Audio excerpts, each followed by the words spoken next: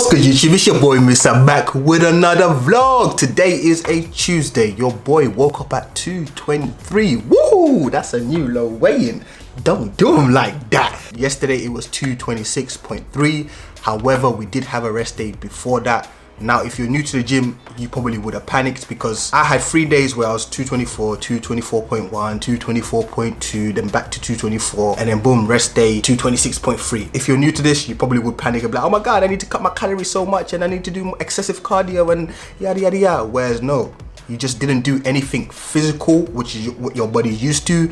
You did everything pretty much steady state. You only walked a lot. You kept calories the same as if you were on a physical day.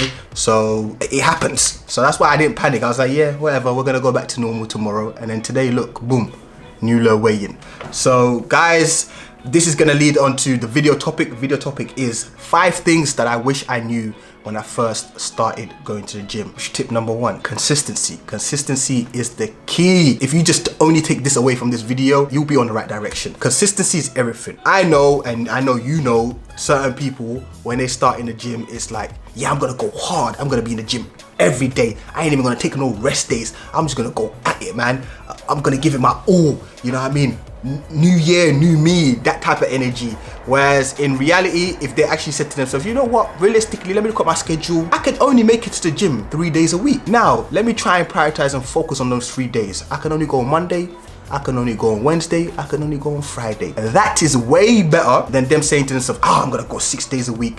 And then they go 6 days a week for like 2 weeks. And next thing you know, you're like, where's that person I used to see in the gym? Like, what happened to them? They ain't been here for like 3-4 months. What happened?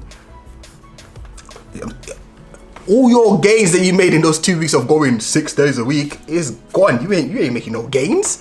Whereas if you went 3 days a week, Monday, Wednesday, Friday, did a full body workout each of those days and went hard and actually kept it consistent for months on end, for years on end, you will see way better results than someone that goes hard 6 days a week or 7 days a week, never has a rest day and does it for like, I say, a month, and then they disappear for like 3-4 months. That person ain't getting no results. It's better to be consistent, be realistic with yourself and say, I can only go this amount of time to the gym. Starting newbie gains are gonna come in fast. You're gonna need that rest and recovery. So I wouldn't advise anyone to go beyond 5 days a week as a beginner.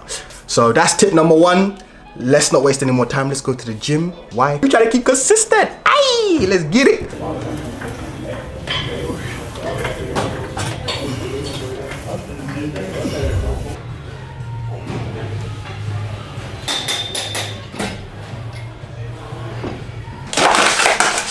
All right, tip number 2. I wish someone told me how important protein is to building muscle, and how to track my food. Because back then I was just eating to eat. I was up to like 120 kilos at max at one point. Go and use that food scale.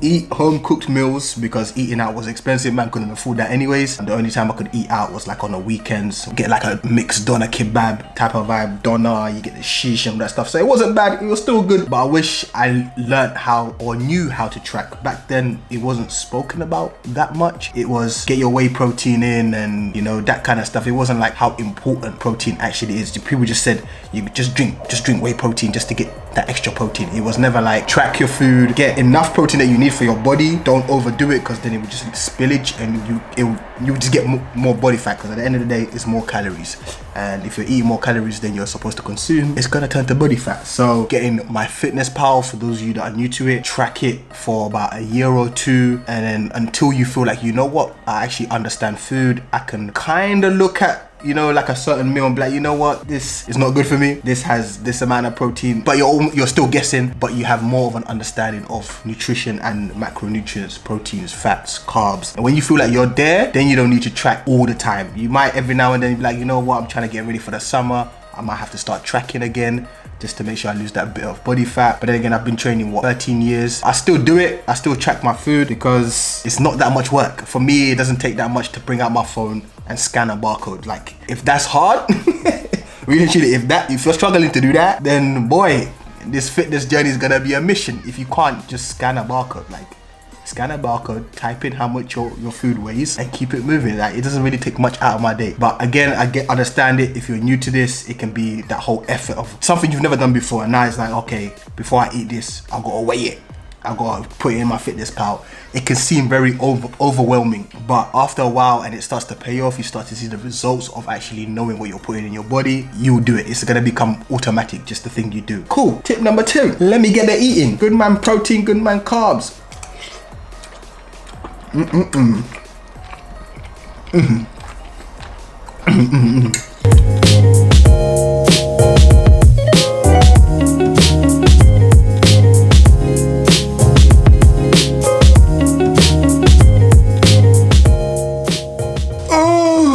Oh, that was so good, but sleep. Oh, how much was that? That was about what? 8, 9 hours? Maybe 10? Oh, oh my. Oh, where did all this come from? Damn. Yes, that is tip number 3. Sleep. The importance of sleep. I wish someone told me how important sleep was back then. Like, I knew it, but I didn't prioritize it. You know what I mean? Everyone knows sleep is important. You need to sleep, but that's when everything literally goes down. That's what I call the maintenance. That's when the maintenance man comes in and says, you know what? Let me tweak here. Let me do this. You know, let's take off some body fat here. Let's, you know what I mean? Let's put on some muscle here. Let's repair the muscles that he's damaged the last couple of days. That's when everything happens, when you're sleeping. Your heart rate, everything, and your body just goes to work, bruv. It just does its thing. The period that I grew the most, like I'm talking about lengthwise, height, was when I used to sleep like 12 and 15 hours. I used to have my best friend come to the house and throw stones at my window for me to get up out of bed. That period there, I grew from like 5'7" to over 6 foot. I was just growing at a crazy rate. That summer holiday, that 6 weeks, during that 6 weeks, I think I grew like, I don't know, what, 4 or 5 inches in 6 weeks. I was growing because I was sleeping crazy hours, just letting my body go to work. So guys, if you don't sleep enough, get the sleeping. You need to apply the sleeping, man. Aim for anything above 6 hours. Don't be doing these 4-hour nights, sometimes sleepless nights. I know sometimes it's just part of the game. You have to sacrifice it. You might have got deadlines, you might have got uni work, you know what I mean? But try and prioritize sleep, especially if you want to get the best results for like your bang for your buck, because you're putting in all this effort and everything, and then you're like, oh man, I'm not seeing results, or it's not working, or what's going. Sleep, man. Sleep. You ain't sleeping enough. That's the 3rd thing that I wish I knew. Sleep.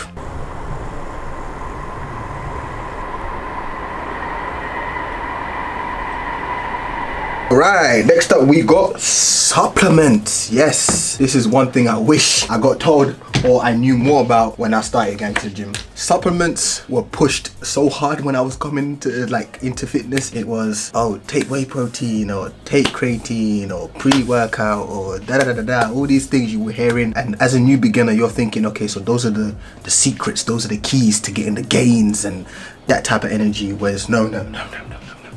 Are supplements necessary? Yes and no. The reason why I say every supplement you can get from food. Whatever you can think of down the line, you can get from actual whole foods and good man nutrition, like a bowl like this. You got your chicken, you got your rice, you got your veggies on the side. You can get all your, I don't need to take my greens today because I'm eating vegetables. The key word here is supplement. If you're not hitting your goal for the day, then yes, supplement it in. And that's it. There's no need, okay, I need to get protein in. Oh, I'm gonna choose this over chicken. Never. Don't do it. No. No, don't do it. You'll still be hungry, trust me, because wait, you drink that 2 scoops, that's around what, 40 grams of protein. You drink that in like 2 seconds, you could down it very fast, and then you're still gonna be hungry after. So you end up, what you end up doing? You end up going to eat the chicken anyways, and plus you've drank the protein, which is excessive calories that you don't need in your body, and you're just gonna gain body fat because you're over your calories, you're over your maintenance levels. So guys, always choose whole foods before you go to the supplements and whatnot. I just wish I knew in the beginning more about the whole supplement thing, and understanding that it's not the end all be all. It's not it, you know what I mean? You could easily go without supplements and still attain a very, very good physique. That's number 4. Let me get back to my eating.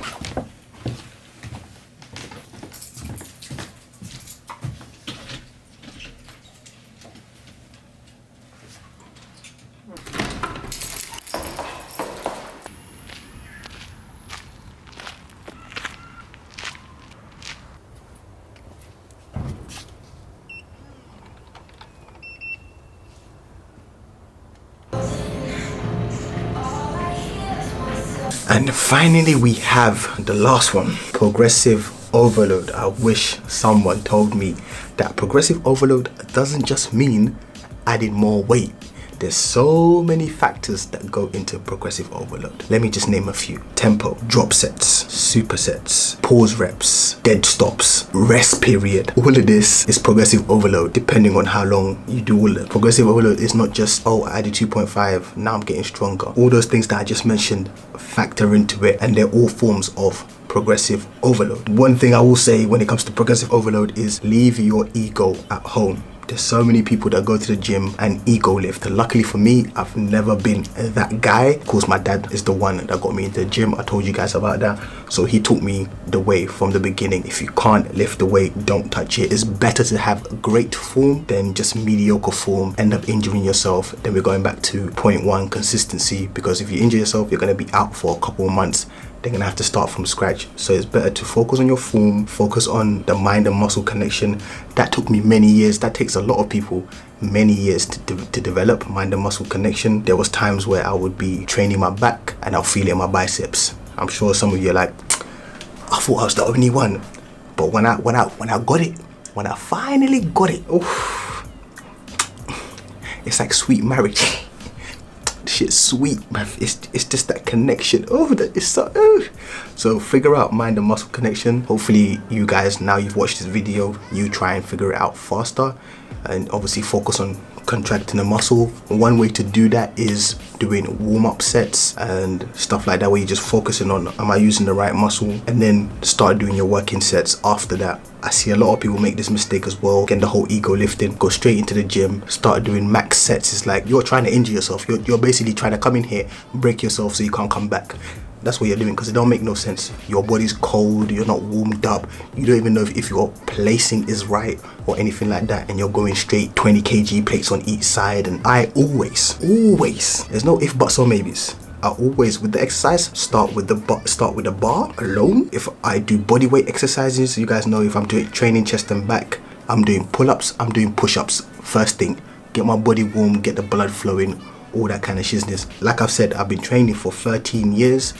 Never, touch wood, never had an injury that's kept me out of the gym for, you know, every now and then you have my couple strains here, or my back a bit tight, those ones. But I've never had anything that's kept me out of the gym for months on end. Never. Why? Because I've been taught to train the right way, and I always focus on making sure that I'm warm and everything. And the key is just progressive overload. Once I figured out the whole progressive overload, there were so many different factors to it. My gains went through the roof. And also tracking connects with the whole progressive overload, because if you don't track your workouts and you just go into the gym freestyling, you're not gonna make no progress, because you won't remember, oh, what did I hit for bench last week? I think I did AE for about 7 reps for maybe 2 sets, and then you probably did more, or you did less than that, and then, you know what I mean? So it all connects. Everything I've said today, it all connects to each other. I wish someone told me that it's different ways. It's not just add more weight. So that's it for today, guys. Hopefully you have enjoyed this vlog and the topic. Thank you guys for watching. Thank you for supporting the channel. I appreciate it. I'm seeing the likes, I'm seeing the comments, and yeah, man, we growing nice and slowly, and the body getting tight nice and slowly. Cheese. I'll catch you lot tomorrow. Love life, love life, love life. Peace.